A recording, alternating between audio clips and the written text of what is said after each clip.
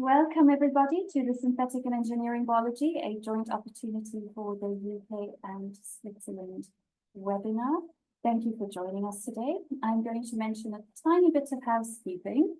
So this webinar is being recorded. You are not being recorded. And please do use the Q&A function to pop your questions in, and we're going to be answering them at the end of the webinar. Next slide, please. So this webinar is based on the SynBio report, which was issued in September, and this is a direct result of the summit, which took place in May, the Synthetic and Engineering Biology British-Swiss Summit. The first day was in Bristol, and it focused on healthcare, and the second day was at the Embassy of Switzerland in London and focused on climate and environmental solutions in roundtable discussions.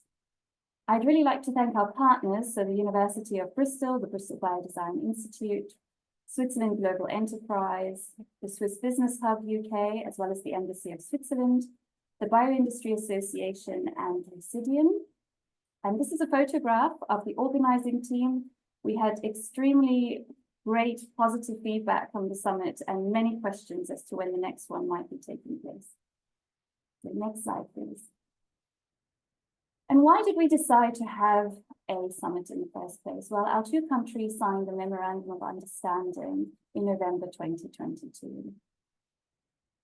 And this was really to focus on deepening the relationship between our two countries with regards to world-leading research and innovation communities. And the three key pillars were deep tech and deep science, commercialization through innovation, international standards and regulations. And of course, synthetic and engineering biology forms part of all three of those. So this webinar is going to discuss the summit report, but it's also going to highlight some of the recommendations that have already been implemented. Now, it's important to note that our two countries are very different, the UK and Switzerland, and so the implementation is happening in a different way. So some areas might be highlighted in the UK and some might be highlighted in Switzerland. I think it's also very important to realize that the Global Innovation Index was recently published, and Switzerland is rated as the most innovative country in the world, and the UK as number 5, which means that our two countries are in the top 5 countries for innovation globally. So it really would be wonderful if we could work more together. And I'm going to hand over to my colleague Kerstin for the next slide. Okay, thank you very much, Anike. So I want to start with giving a kind of brief introduction or background on what synthetic and engineering biology actually is. So synthetic and engineering biology underpins much of today's industrial biotechnology, and it involves generally the manipulation of biological building blocks, such as nucleic acids like DNA and RNA, but also proteins. And it generally aims to design and engineer systems with new or improved biological functions. So what is the difference between synthetic biology and engineering biology? So synthetic biology can be defined as the design and also fabrication of biological components, systems, but also materials from biological elements for useful purpose. Whereas engineering biology, a term mostly used in the UK, is the process of taking those synthetic biology concepts and then translating them into solutions to the problems people and the planet face now and tomorrow. The universal nature of these building blocks like nucleic acids and proteins means that synthetic and engineering biology can be applied across many sectors. And I just want to highlight 4 examples from different sectors here. So in the top left corner, the probably most prominent example in the healthcare sector are gene therapies. So where genes are added, deleted, or replaced, depending on the condition or disease that is being addressed. Then in the top right corner, we are going to the food sector, and it shows basically cultured meat, which is enabled by engineering or synthetic and engineering biology, and is even already available in some restaurants around the world. Moving to the travel sector in the bottom right corner, you can see engineered microalgae. So they are engineered for oil production, which can then serve as a biofuel. And finally, in the bottom left corner, we move to the built environment, where researchers are already exploring using mycelium-based sustainable construction materials. So what does the synthetic and engineering biology landscape look like in Switzerland and the UK? So Switzerland carries out research and innovation mostly in a kind of bottom-up approach. And this is outlined in the so-called Federal Act on the Promotion of Research and Innovation. This supports and encourages research and innovation, and especially the kind of scientific research, science-based innovation, and cooperation between research bodies across all research and innovation, so including synthetic and engineering biology. Synthetic and engineering biology is being developed in Switzerland by leading academic institutions such as the ETH and EPFL, but also supported by key pharmaceutical corporations like Novartis and the Swiss innovation parks, which are spread all across the country. In the UK, there has been a transition from synthetic to engineering biology, as I outlined in the previous slide. And again, engineering biology captures the entire innovation ecosystem, including the underlying synthetic biology research. So unlike Switzerland, we can see more of a top-down approach in the UK, with engineering biology having been identified as one of the 5 critical technologies under the UK Science and Technology Framework. And throughout the last decade, or even more for more than a decade, a lot of strategic investment has been put into synthetic and engineering biology across the UK. And the 2023 National Vision for Engineering Biology outlines the UK government's £2 billion plan to really broaden this engineering biology ecosystem.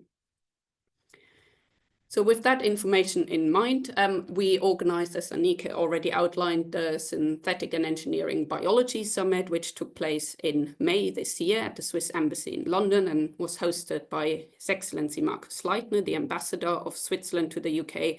And we were also very fortunate to have the Chief Scientific Advisor to the UK government, Dame Angela McLean, joining us for this event. So we brought together more than 25 representatives from academia, industry, so that included startups, SMEs, corporates, as well as government bodies from both the UK and Switzerland. The idea was to have roundtable discussions to really identify the challenges, but also solutions that are affecting the development and the uptake of synthetic and engineering biology technologies, with a specific focus on climate and the environment. The aim of these discussions was to really move forward these joint Swiss and UK challenges. So this could be challenges that are common to both countries, but also then looking at solutions where we can learn from each other or move solutions forward together. And in light of the climate crisis, we also wanted to emphasize the urgent need to accelerate the commercialization of these technologies. And the final outcome of this summit was then the report that we are presenting today. So during the summit, as I said, we discussed a number of topics during roundtable discussions. So we started out with the 2 main topics, which were scaling synthetic and engineering biology, as well as public awareness and acceptability. But then 2 further topics, they are kind of cross-cutting, emerged, which were regulations and standards, as well as skills and training. We discussed these topics and posed recommendations to government and policymakers, industry, as well as the entire innovation ecosystem, and summarized all these findings in the report. So today in this webinar, we want to take you through these 4 topics that were discussed, also highlight the recommendations, but also existing solutions that are already in place. So I will start with the first topic, which is scaling synthetic and engineering biology. So synthetic and engineering biology plays a central role in the development of a sustainable bioeconomy because it allows us to promote economic development whilst also managing resources efficiently and sustainably. So we wanted to look at how can the challenges that these technologies are facing be overcome and what are the existing solutions.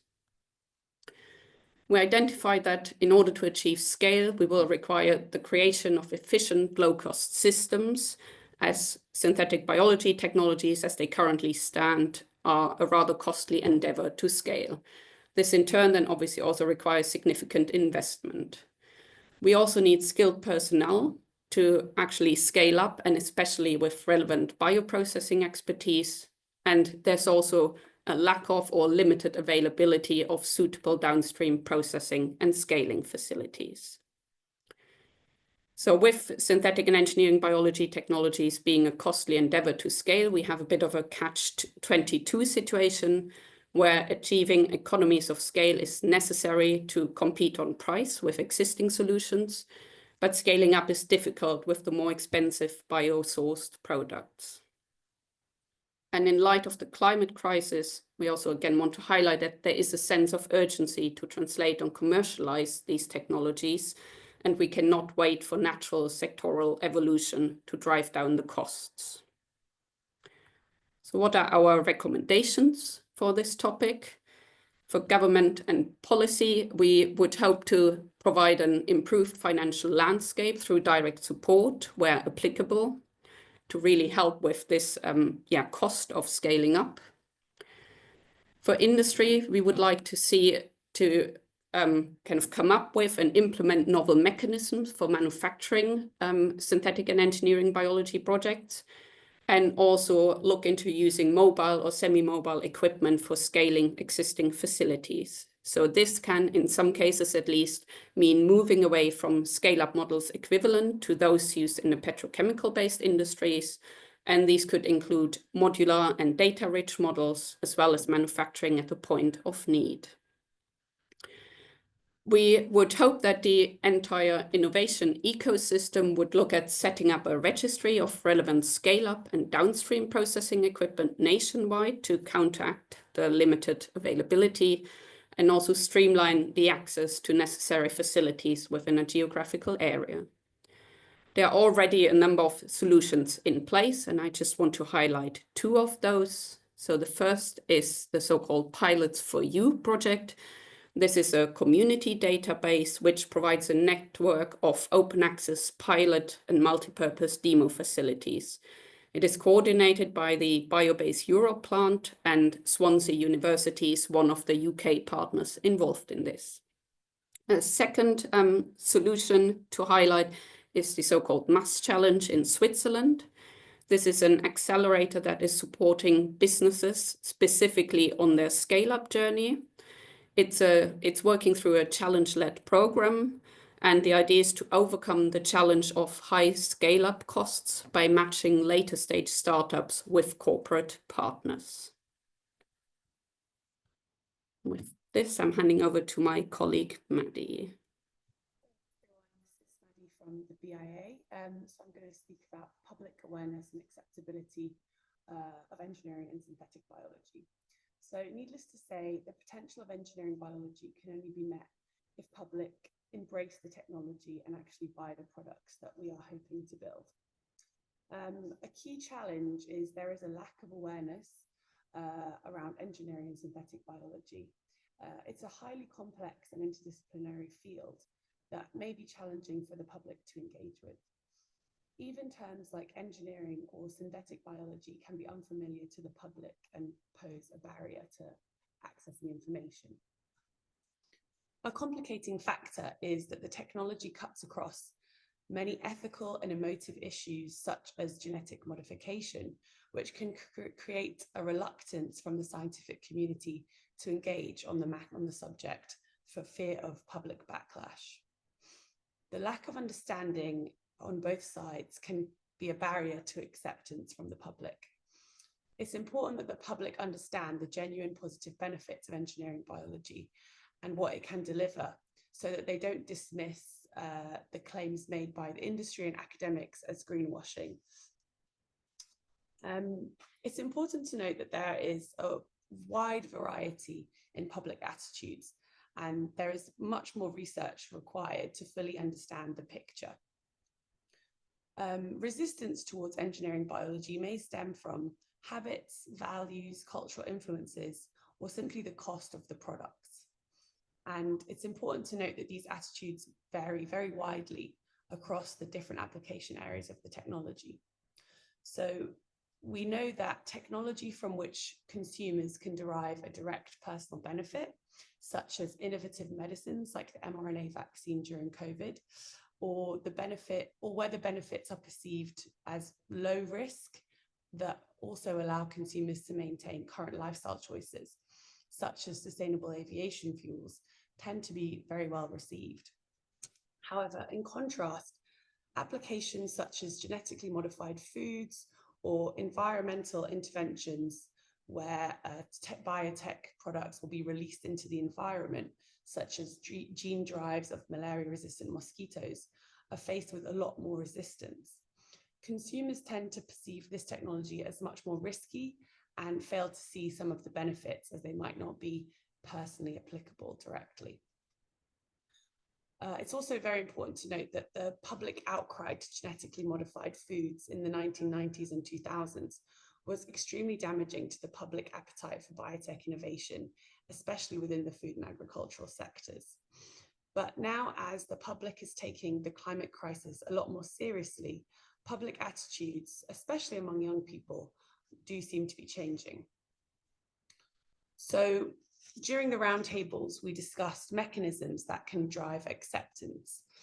And here are some key ones that I'm going to talk you through. So firstly is public consultations.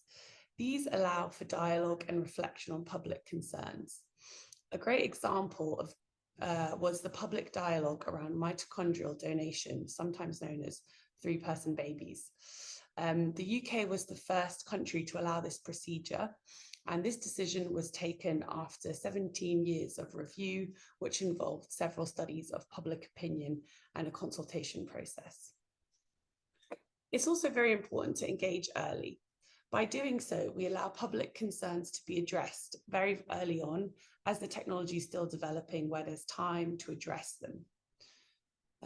It's also very important for the whole innovation ecosystem to build a narrative and create a story that will make the technology understandable and relatable.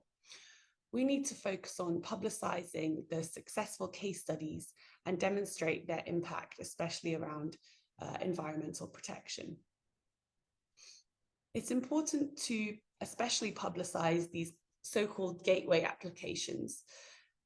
These using a creative or exciting application like fashion can build familiarity with the public and reduce the perceived level of threat, as you are demonstrating that the technology works in a low-risk environment.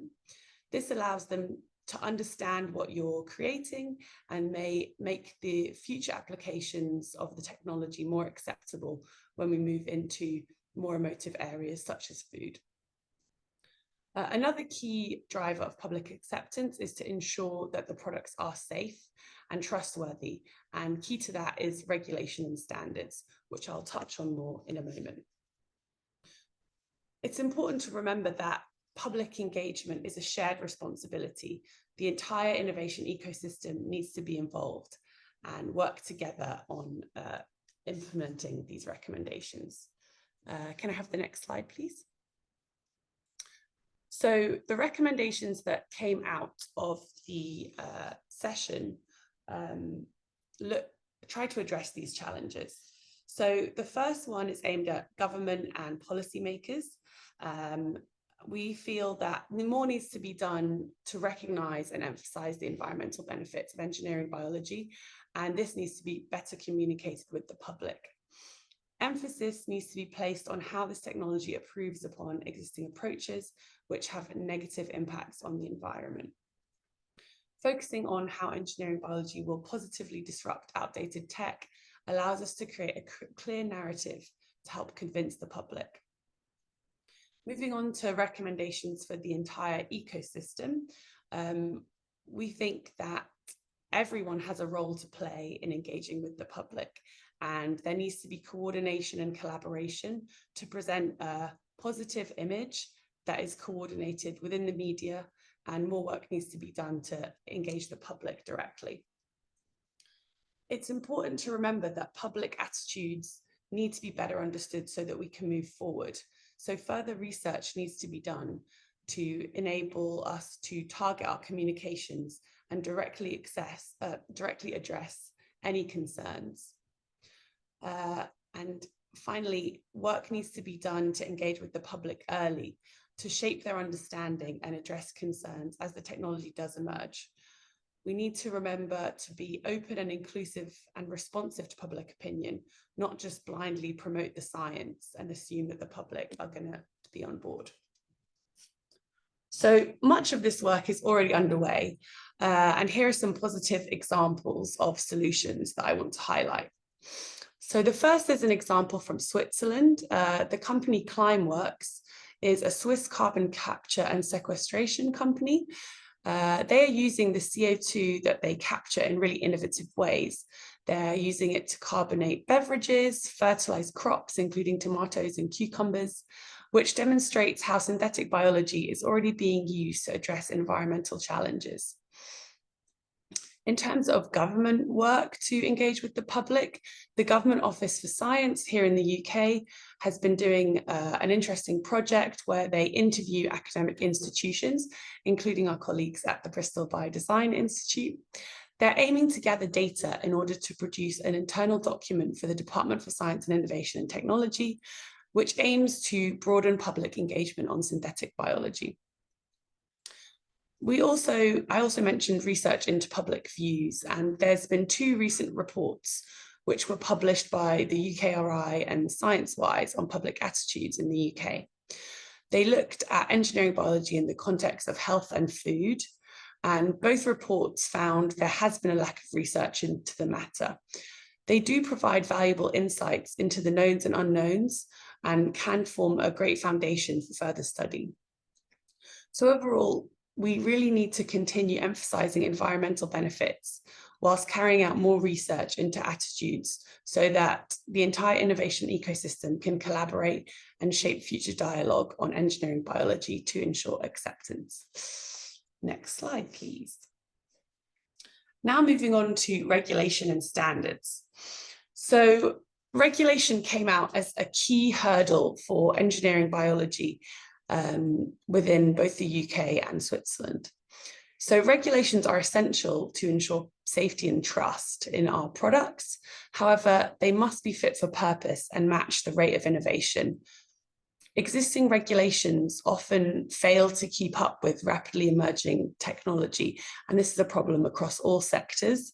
But in our sector, it results in uncertainty for companies and their route to market, which can hold back products and the green transition. A key barrier is that engineering biology is such a cross-cutting technology that innovations fall across such a wide range of regulations and regulators, which means that reform needs to come across the entire regulatory environment. These products are not falling neatly into existing frameworks or even into the purview of one specific regulator, which means that they might get caught in grey zones where they struggle to get to market.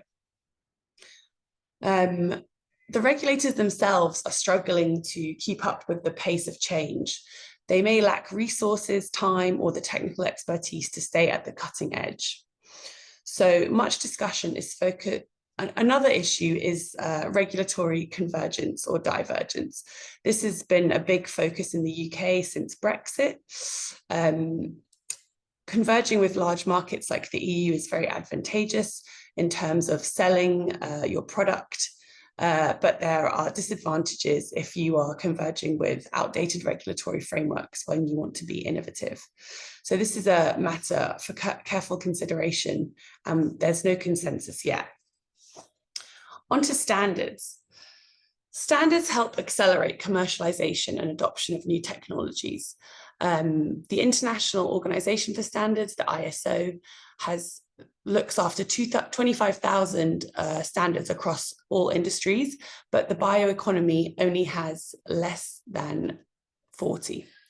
So much more is needed to be done to develop standards to enable the transition to a bioeconomy. Much focus within the roundtables was that standards need to be supportive rather than overly restrictive, and their focus should be on risk management, not on risk elimination. It was also noted that international collaboration is key to develop standards that operate across borders, and harmonization will increase interoperability and reproducibility. Next slide, please. So onto the recommendations from the roundtables. It was felt that government needs to offer more support where applicable to regulators in order to address these regulatory challenges. Regulators need resource in order to create safe and clear regulatory pathways, and more needs to be done to encourage cross-regulator collaboration and also more collaboration with industry to ensure that a shared understanding of the technology smooths the pathway towards commercialization. We need more guidance that is clear, adaptable, and up to date. Regulators need to consider that the pace of change is always going to be really quick compared to how easy it is to bring out the new regulations. So adaptable guidance that can meet the pace of change is essential. It's important for the entire innovation ecosystem to support these regulators to equip themselves with the right resources and knowledge to review the innovations that are entering the market. Industry and academia can share expertise to assist regulators and develop new approaches. So on to some real life solutions that are already being implemented. We've seen a lot of positive developments on regulation in the UK recently. The first is the cultivated meat regulatory sandbox that was just announced. So for those who don't know, a sandbox is a limited project where regulations are relaxed in order for novel technologies to be tested and new regulatory approaches can be defined. So this sandbox is being led by the Food Standards Agency and Food Standards Scotland to create clear pathways for the cultivated meat sector to reach market in the UK. Another new initiative is the recently announced Regulatory Innovation Office. This government body aims to reduce regulatory burden on businesses and has taken a specific focus on engineering biology, which is really encouraging to see. It will work to convene regulators and tackle grey areas between regulations. Finally, we've seen a report published recently by Schmidt Futures that provides a blueprint on developing standards for the global bioeconomy. It shares insights on how we can accelerate progress and create that truly global ecosystem for standards. So in conclusion, if we continue to provide regulators with the right support, collaborate and make better frameworks and better guidance to support companies and back these with solid industry standards that are globally interoperable, we're going to really achieve the global bioeconomy that we're hoping for. Next slide. Thanks, Maddie. I'm taking over here again with the final discussion topic, which was skills and training. So as we've already heard, synthetic and engineering biology demands a workforce that is really equipped to work across disciplinary boundaries. It's also able to embrace emerging digital and data-centric approaches, and all of this combined with the entrepreneurial expertise to really support research, product development, and commercialization. So skilled professionals are essential for translating the research into commercially viable products. And within synthetic and engineering biology, there's a pressing need for people to be trained to be able to support this scale up, and especially bioprocess engineering, which is kind of the underlying technology in many places. Interdisciplinary training and education needs to be provided across the sciences rather than is currently the case siloed into individual scientific subjects. And ideally, again, this should be combined with entrepreneurial training. This should also happen already quite early on, so earlier than at the PhD level. So we're talking about secondary school, if not already primary school. Another reflection from the discussions was that competitions like iGEM, which is kind of the flagship competition for synthetic biology, these competitions serve as an excellent model of the kind of team science and interdisciplinary approach for this field. It brings together these multidisciplinary teams, again, including those with entrepreneurial skill set. So what are our recommendations for this area? So for government and policy makers, we'd like to see them to encourage and support especially higher education providers to offer more vocational training routes into synthetic and engineering biology and specifically into bioprocessing. The entire innovation ecosystem, we would ask to really break barriers between academic and technical experts or between academia and industry to really foster this exchange of knowledge, skills, and talent that is needed to drive these technologies forward. We would like to see them to promote and support participation in the competitions I mentioned, and there are many more out there than just iGEM, and specifically explore routes for technical apprentices to participate in these. Again, as with the other topics, there are already a number of solutions in place, and I just want to highlight some of them. So here in the UK, we have 2 CDTs. These are centres for doctoral training, one here in Bristol focusing on engineering biology, and one at Imperial College London focusing on chemical biology and biotech innovation. And whilst they both obviously have a very strong research focus, they also bring in this cross-disciplinary training, including entrepreneurship. In Switzerland, we have a quite a great example for this exchange of knowledge, skills, and talent through the Switzerland Innovation Parks. So these are innovation parks spread across the country that really bring together academics, people from industry, technical experts, and so on. The School of Life Sciences at EPFL in Switzerland is running a fantastic innovation initiative that is called Catalyze for Life, which is nurturing innovation through education, project support, and networking. And finally, another UK-based example, which is the Engineering Biology FTMA+. So FTMA stands for Flexible Talent Mobility Award. So this brings together 5 universities and research centres across the UK with the main aim to really upskill and mobilise early career researchers and research technical professionals within the area of engineering biology. So with this, I'm already coming to the conclusions. So we've outlined the findings of our report in this session. So our report has been shared with more than 150 individuals across the Swiss and UK governments, startups, SMEs and corporates, but also academics and the wider innovation ecosystem. We're very pleased to see that some challenges that we identified during the roundtable discussions are already being addressed through mechanisms that we just highlighted in this webinar. And we are exploring the idea of another summit in 2026 to really understand how the challenges and the solutions in this field have progressed and potentially also changed over time.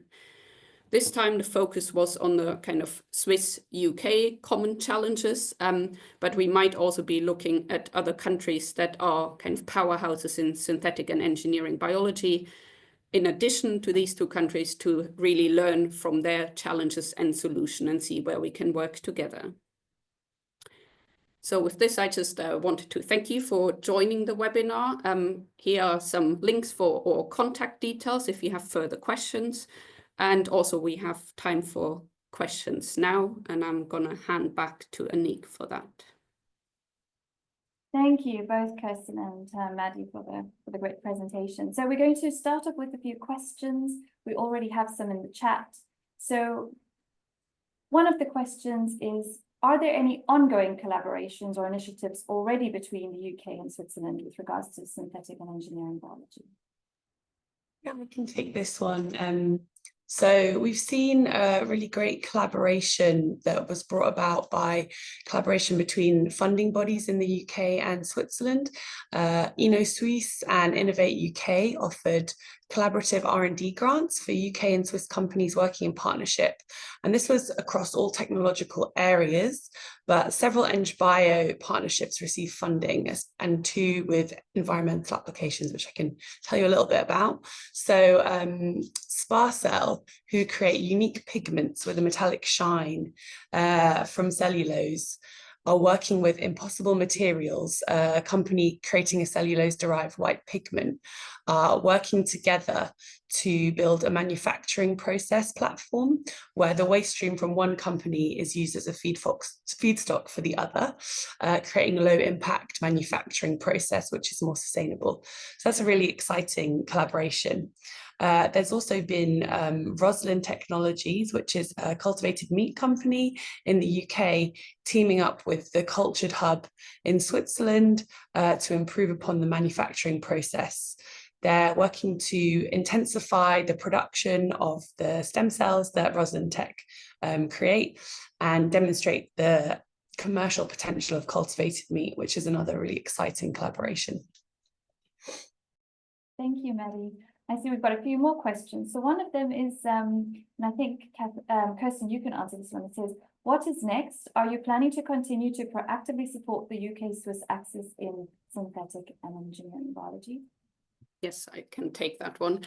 So we're obviously working between the 4 partners who organized the summit to see how we can kind of further push for the recommendations, but also solutions that we highlighted, and see where they're being taken and also whether they are being implemented, and kind of using our common networks to really put the word out there through the webinar now, but also the report and other channels. And we are keeping a close eye, obviously, on kind of opportunities like the ones that Maddie just highlighted for kind of UK and Swiss collaboration, and are also working with our contacts in Switzerland and here in the UK to see whether there will be further opportunities to really drive forward these collaborations, either on a kind of more countrywide level, but also obviously we had quite a few people attending the summit, and we've already seen that some collaborations have emerged between individuals that attended the summit. So this was really great to see. Thank you. I see we have another question. So this one is, other than alternative proteins, are there any other applications of synthetic and engineering biology that would be suitable for a regulatory sandbox? Yeah, I think that's a great question. I think there are lots of different regulatory grey areas that could potentially form a good topic for a sandbox. One example that we've come across is microbial cleaning products. So these are products that use microbes to deliver some of the same functions that we would typically use as with chemicals. So it's much more environmentally sustainable, but these are really not accounted for in current regulations. So companies find it difficult to bring their products to market, and or find it difficult to sell their products, as clients might not perceive them as safe because there's not regulations specifically on this topic. Another good example is in the agri-tech area. So we have pesticides or biostimulants, fertilizers created from engineered biology applications. These products are often very, very complicated. They might contain the hundreds or if not thousands of biological molecules as compared to a classic pesticide, which might contain one active ingredient. So getting through the regulatory process is much more complicated. So again, here would be a great topic for a sandbox in future. And there is going to be a second round of the sandboxes coming out. So we'll see which regulators get the funding. So we have another question. It's actually from somebody who's outside of our geographical areas of the UK and Switzerland. And the question is, how do companies from outside of these geographies benefit from this program? They say they are from India, wanting to establish a base or collaborate in the UK, EU, or Switzerland. Yeah, I can take that. So as I briefly mentioned, we are obviously looking to kind of expand our geographical area. Whilst for now we focused on Switzerland and the UK, we're obviously looking at other places in the world that are very strong in synthetic and engineering biology to also see how we can establish links with them, can, you know, either support collaborations, but also learn from common challenges and solutions. So basically we're very happy to be a point of contact. So get in touch and then we can see together how we can take this forward, since we obviously through this event now have quite an extensive network and can hopefully guide you in the right direction here. Well, thank you very much to Kerstin and to Maddie for answering all these great questions for us. I am going to close the session. Thank you very much for joining us today. As we said, we did record this webinar, so you will be able to access it again, and we look forward to seeing you all at hopefully a next summit.